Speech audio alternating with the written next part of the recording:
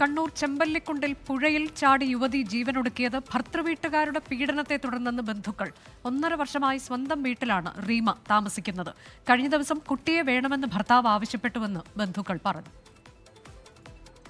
1.5 വർഷമായിട്ട് ഇപ്പം വീട്ടുകാരുമായിട്ട് അകന്നിട്ട് ഇവിടെയാണ് താമസം. ഒന്നാമത് ഭർത്താവിൻ്റെ അമ്മയുടെ ഭാഗത്തുനിന്ന് മാനസികമായിട്ടുള്ള നല്ല രീതിയിലുള്ള പീഡനവും ഒക്കെ ഉണ്ടായിരുന്നു. അതിൻ്റെ കേസും കഴിഞ്ഞ വർഷം നമ്മൾ ചെയ്തിട്ടുണ്ടായിരുന്നു.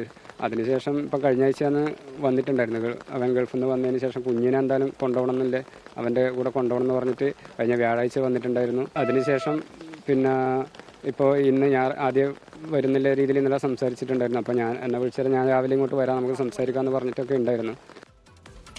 റീമയുടെ 3 വയസ്സുള്ള കുട്ടിക്കായി പുഴയിൽ തിരച്ചിൽ തുടരുകയാണ്. അരുൺ പൂപ്പറമ്പ വിശദാംശങ്ങളുമായി. അരുൺ, എന്താണ് ഇങ്ങനൊരു കടും കൈയിലേക്ക് നയിച്ചത് എന്നതിൻ്റെ കാരണങ്ങൾ അതാണ് ബന്ധുക്കൾ ഇപ്പോൾ പറയുന്നത്. കുഞ്ഞിനായുള്ള തിരച്ചിൽ എങ്ങനെയാണ്? കൂടുതൽ നടപടിക്രമങ്ങളിലേക്ക് ഇപ്പോൾ ഈ മരണത്തിൽ പോലീസ് കടന്നോ?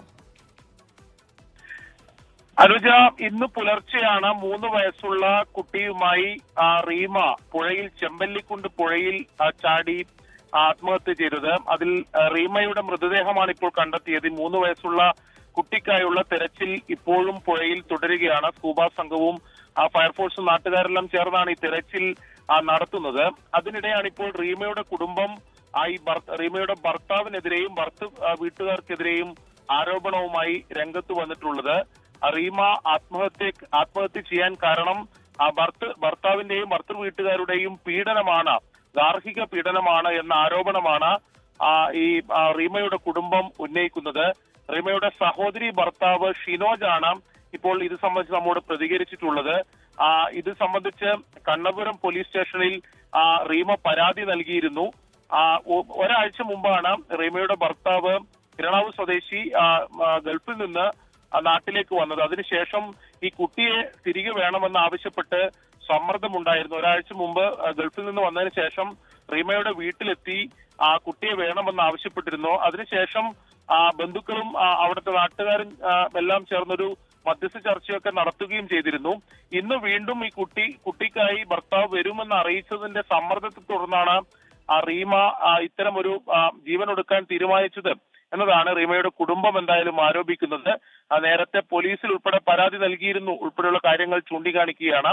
എന്തായാലും പോലീസ് ഇത് സംബന്ധിച്ച് ഇവരുടെ എല്ലാം മൊഴി രേഖപ്പെടുത്തും. ഇതിൽ അവരുടെ റീമയുടെ കുടുംബത്തിന്റെ പരാതി കൂടി അന്വേഷിക്കുമെന്നാണ് ഇപ്പോൾ പോലീസ് അറിയിച്ചിട്ടുള്ളത്. എന്തായാലും ഈ 3 വയസ്സുള്ള കുട്ടിക്കായി പുഴയിൽ ഇപ്പോഴും തെരച്ചിൽ തുടർന്നുകൊണ്ടിരിക്കുകയാണ്. ഇതുവരെ കണ്ടെത്താനായില്ല. പ്രതികൂലമായിട്ടുള്ള കാലാവസ്ഥയും നിലവിൽ ഈ മഴ ഉള്ളത് കൊണ്ട് തന്നെ പുഴയിലെ ജലനിരപ്പ് ഉയർന്നിട്ടുണ്ട്. അതുൾപ്പെടെ തിരിച്ചടിയാവുന്നുണ്ട്. എന്തായാലും തിരച്ചിൽ തുടരുകയാണ്. കണ്ണൂർ ചെമ്പല്ലിക്കുണ്ടിലാണ് പുഴയിൽ കുഞ്ഞിനെയും കൊണ്ട് അമ്മ ചാടിയത്. അമ്മയുടെ മൃതദേഹം ലഭിച്ചു. കുഞ്ഞിനായുള്ള തിരച്ചിൽ തുടരുകയാണ്. അതിൽ ഭർത്താവിനും ഭർത്തൃവീട്ടുകാർക്കെതിരെ ആരോപണവുമായി ബന്ധുക്കൾ രംഗത്തെത്തി.